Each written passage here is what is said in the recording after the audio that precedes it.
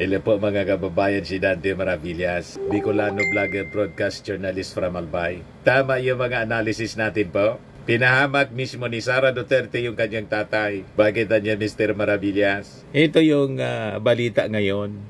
Sabi rito, BP Sara's remarks among reasons cited for denial of Duterte's interim release. Nalala ninyo yung nag-viral na sinabi niya? Nananawagan siya sa mga supporters. 16 million na niyang bumoto. Lusobin na natin yung ICC. I-jailbreak niya natin si Digong.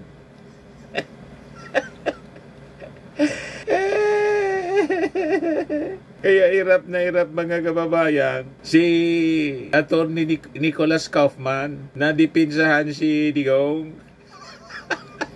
Kasi mismong yung anak niya mismo ang nagpapahamak sa kakadaldal. Ipalit ninyo na lang si Attorney Harry Roque. May na si Kaufman. Baga niya, Mr. Maravillas, lalong napadali yung sentensya. Sige, ang siksik, mga kababayan, ang kanyang sarili. Itong si Atty. Harry Roque, pinapauwi na dito sa Pilipinas kasi wala mang pakinabang. Ayaw pong umuwi ni Atty. Harry Roque. Ngayon, hindi effective yung defense. Denied yung interim release, petition for interim release. Panahon na nasibakin ninyo si Kaufman. Ipalit ninyo si Atty. Harry Roque. Ang hirap ipagtanggol. Mga kababayan, si Digong at si Sara. Yan o.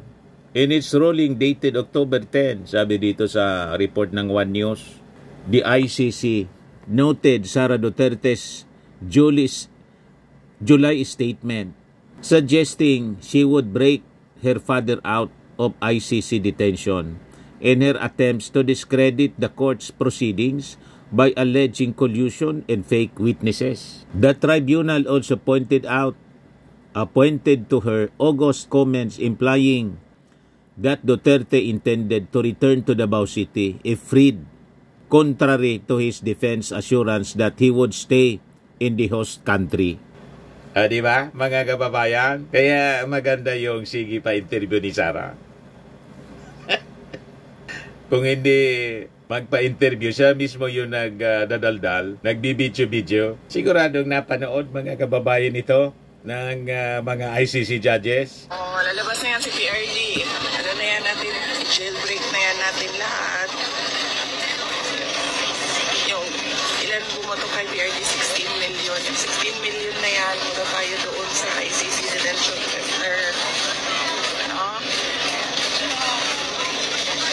Ipa-check up kasi ninyo itong si Sara. Pag hindi ninyo pina-check up yan at saka ipinagbawal, dapat si Sara bawal na magsalita. Kailang wag na nating wag nating turuan. Mas maganda dumaldal lang ng dumaldal si Sara. Ipinahamak niya mismo yung kanyang tatay mga kababayan sa kakadaldal. Yan o. Tapos sinabi pa niya na imbes doon sa dahig lang mag-stay, ang gusto ni Sara, ibalik sa Pilipinas, sa Davao City, if freed. Contrary to his defense assurance that he would stay in the host country. Ang nangyayari, iba yung nakasulat sa defense, sa manifestation doon sa defense, o ng defense, sa kanyang petisyon. Iba yung nakasulat kaysa sa sinasabi ni Sara sa mga interviews. O diba? Parang yung sinasabi niya, mga kababayan, na mahina na daw at si Digong naimatay 3 times niya. Pagkatapos, hinontra ng kanyang nanay, okay niya. Jolly niya si Rodrigo. Ito. Ano pong observation nyo sa kalagayan ngayon ni Tatay Digong? He's okay. He's happy also seeing us. And jolly. Yeah. He was jolly today. Yeah, the visit. Sila mismo nagpapahamak sa kanilang defense. Poros kasi nungalingan yung mga pinagsasabi ninyo. Siyempre, mabubuko. Pag hindi ka nagsasabi ng totoo, mabubuko. Ayan tuloy, denied. Yan The ICC said Duterte's political influence, extensive network in the Philippines, and continued support, including that of his daughter, increased the likelihood that he could abscond o tumakas, mga kababayan, ang ibig sabihin ng abscond. O di ba? Yun naman talaga po. At pag nakabalik yan sa nakabalik sa Pilipinas, mahirapan na po na maiharap sa trial itong si Digong. Kasi sabi nga po natin, unang-una, ang paniwala nila, lagi nilang sinasabi na si Digong kinidnap at ang ICC walang jurisdiction. Di siyempre, ang ibig sabihin ng interim release noon, sa interpretation ng ICC judges, alibay lang yon. Gusto siyang ma-interim release, pero ang intention po, tumakas. Diba? Napakalinaw yun ang intensyon, mga kababayan. Pag pinagbigyan nga niya yung interim release, tatakas na tayo. At pag nakabalik tayo sa Davao, do or die na niya ito. Pumasok niya sila dito. Teritoryo natin. O, diba? Denied. So, lahat ng ito, mga kababayan, ang may kagagawan, sila man lang po, lalo na si Sara Duterte, kasi walang tigil sa pagdaldal. O, diba? At itong ginagawa nila na nagbabanta sila, una yung pagbabanta sa ating Pangulo, kay Martin Romualdez, at saka kay First Lady. Tapos, sunod-sunod na mga maisog rally na ang panawagan, mga kababayan, Marcos resign. At yung mga supporters niya, nanggagatong pa sa military para magkodita. Ito ay pagpapakita, mga kababayan, na nag-flex sila ng kanilang muscle. Gusto ngang agawin yung presidency ng ating Pangulo, ini-intimidate, tinatakot yung ating Pangulo. How much more, mga kababayan, pag pinagbigyan yung interim release? Kaya dininay po, kasi siguradong minomonitor po kung ano mga activities nila rito. Grabe niya pala. May mga retired generals niya na walang tigil sa kanilang panggagatong para sa people power.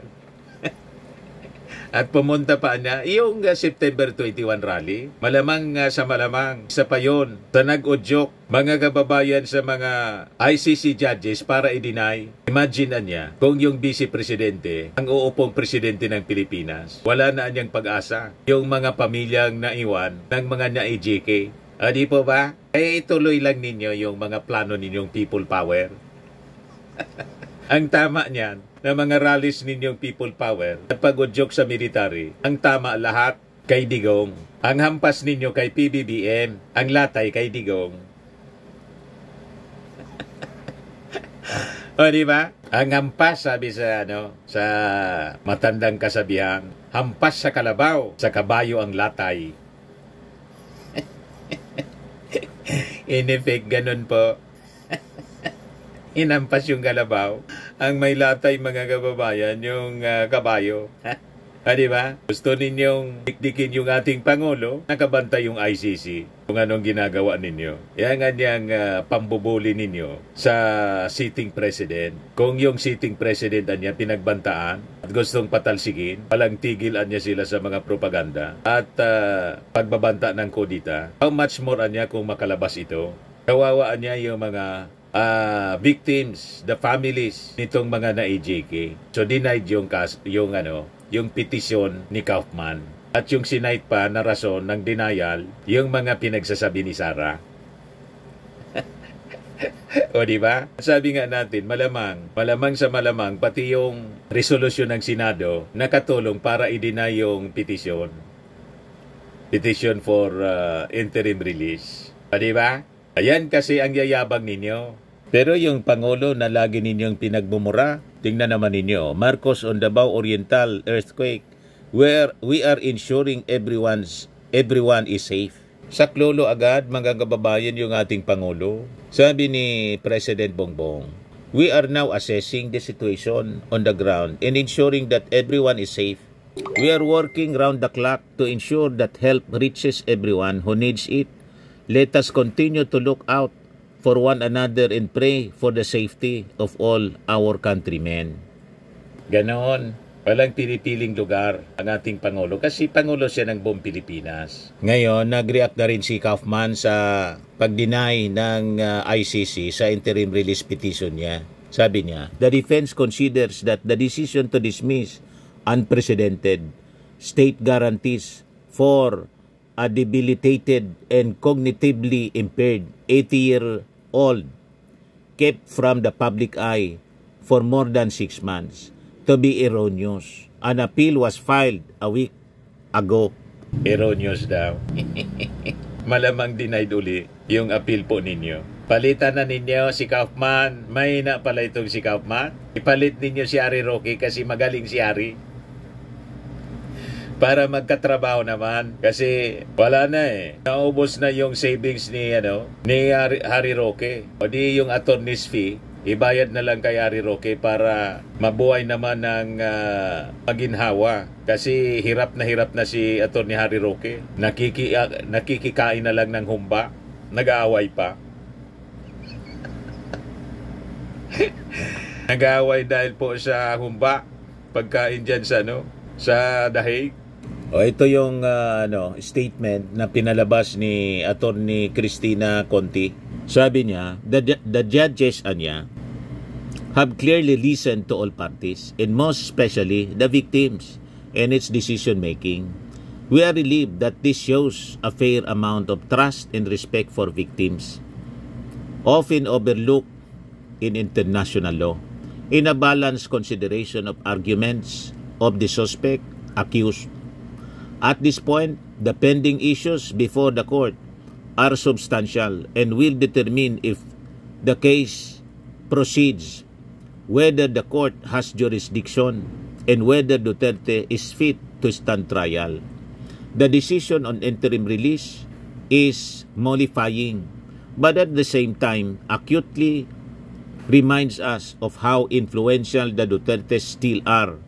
But with the detention of Duterte, the mastermind in the Netherlands, we expect victims and witnesses of the war on drugs here in the Philippines to be most emboldened to participate. Perhaps the victims of all his other crimes as well.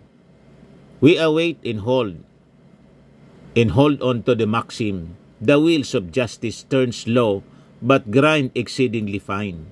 Justice for all victims of Duterte's crime against the people. Tuwang-tuwa yung mga netizens. Congrats po, salamat po, more power, di pa tapos ang laban, bravo. Sasayaw naman kami ng Zumba. Palakpakan, very nice. Tuwang-tuwa po yung ating mga mamamayang Pilipino. Yes, sabi dito ni Corazon Cantosi, wala talagang magandang maidudulot ang pagsasalita ni BP Sara. Mas napapahamak ang ama niya. Sabi ni Elmer Bangawil, di obra sa ICC yung negative style ni Lustay. Batas talaga ang pinairal sa ICC, di katulad sa Pinas kahit kriminal ang isang tao, kung mayaman na absuelto lang ang kaso. Sabi ni Dennis Deserve. Kita ninyo? May breaking news na naman. Magnitude 6.9 earthquake strike off the coast of Manay, Davao Oriental ngayon pa lang. Aftershock siguro to ng magnitude 7.4 kanina. 6.9 magnitude, kasing lakas ng tumama sa Cebu. Sa Bogo City, Cebu. Napakalakas noon. Manalangin po kayo at magsisi sa mga kasalanan. Sabi nga natin, nagpaplano pa yung mga taga Davao, supporters ni Digong na mag-rally, mag-People Power October 12. Alangan naman ituloy pa ninyo yung People Power para kung gusto ninyo iluklok si Sara bilang Pangulo. Lalo niyan madidiin si Digong. Di ba po? Tumigil kasi kayo ng mga ganyang gawain. Hindi ninyo na halata. Pati yung ating Panginoon hindi na natutuwa sa mga ginagawa ninyo. Sunod-sunod na yung tumatamang lindol. You see? Plus yung mga bagyo, baha. Tapos nagkasunog pa dyan sa Davao. Mangagsisi kayo ng inyong mga kasalanan. Ang sabi ng ating Panginoon, pasakop kayo sa mga nanunungkulan. Let every soul be subject unto higher powers. For there is no power but of God. And in this case, sa ating bansa, ang power po na niluklok yung ating Pangulo. He is a minister of God. Sinasalaula ninyo yung ating Pangulo na iniligay ng Diyos na maging ministro natin for good. Tingnan niyo yung ginagawa ng ating Pangulo. Tuloy-tuloy sa kanyang paglilingkod, pagkatapos ginugulo ninyo. Ayan tuloy ang mga nangyayari. Kaya sabi ni Jesus Falsis, Attorney Jesus Falsis, na isa pong vlogger, what a bad week for the DDS. Una, ombudsman. Tapos ngayon, no interim release for Tatay Digong.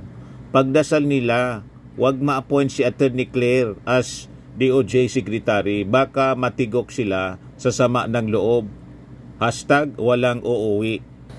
Sunod-sunod pong kamalasan yung inabot po ng mga DDS. Yung ayaw nila na umupo na ombudsman, si Boyeng Rimulya, ang siyang inappoint ng ating Pangulo. Pagkatapos, ngayon naman po, na-deny yung interim release ni Digong. Tapos, ito pa yung isa pang kamalasan. Inislas, binawasan po ng Congress yung budget ng Vice Presidente for 2026 by 156 million. Siya man lang po ang may kagagawan. Inisnap niya yung Congress. O di inislas yung budget. O di ba? Napaka-arugante kasi. Napakayabang. Yan o, sabi rito. Para madisiplina, House slashes OBP 2026 budget by 156 million. Binawasan pong 156 million. Effectively bringing back the agency funding to its 2025 level. Deputy Minority Leader, mamamayang liberal, Party List Representative Laila De Lima, who had no love lost for Vice President Sara Duterte, was the one who made the motion to reduce the OBP's outlay next year. I propose an amendment to the budget of the OBP in the form of a reduction from 889.24 million to its 2025 level of 733.2 million pesos, representing a reduction of 156 million or 17.5%. This is found in House Bill Gab Volume 1-A, page 22, line 19, sabi po ni De Lima. Committee on Appropriations Chairperson Nueva Ecija, 1st District Representative Micaela Angela Maika Swansing, the sponsor of the 2026 GAB as embodied in House Bill number 4058, accepted De Lima's amendment. There was audible applause within the plenary when Swansing announced this. Palakpakan yung mga congressman kasi sinalaula po, binastos na po ng todo ni Sara Duterte yung Congress. Dapat nga zero budget na po. Ba't mo bibigyan ang isang tulad ni Sara Duterte na napaka-arugante at hindi may paliwanag yung previous budget niya? Sabi ni De Lima, paulit-ulit na anya tayong binabastos. This is arrogance. Para tayong mga magulang na tinatabig at sinisigawan ng anak na tumatangging magpaliwanag kung saan napunta ang baon. Kangalan ang magsabi na aksidente lamang ito o resulta ng pagkakamali. Malinaw na pangmamaliit ito sa Kongreso at sa taong bayan. Sa madiling salita, ulit na po tayong binabastos ng Vice Presidente. Kailangan niya idisiplina natin itong brat. Public money is not a toy. Hindi ito pabuya na pinamimigay sa mga imbentong tao na may imbentong pangalan, sa mga imbentong project. It is a trust. And until the Vice President learns respect, this House must act as the parent that disciplines a brat, sabi po ni De Lima. Swansing gave two conditions for the budget reduction. First, we want to protect the interest of the personnel within the OBP. So, given that the current proposal of the OBP reflects the salary increases of the said personnel in compliance with the salary standardization law, we will ensure that the personnel services will reflect that for the benefit of the employees of the OBP, sabi po niya. And second, we will also ensure that the final budget of the OBP will be sufficient for the office to be able to perform its mandate. So, yan po ang tiniguro din kasi damay yung mga empleyado sa kabuktutan mga kababayan ni Sara Duterte. Hindi man dapat idamay yung mga empleyado ng OBP. So I think fair naman po yung naging desisyon ng Congress. Kasi paulit-ulit po silang binabastos ni Sara Duterte.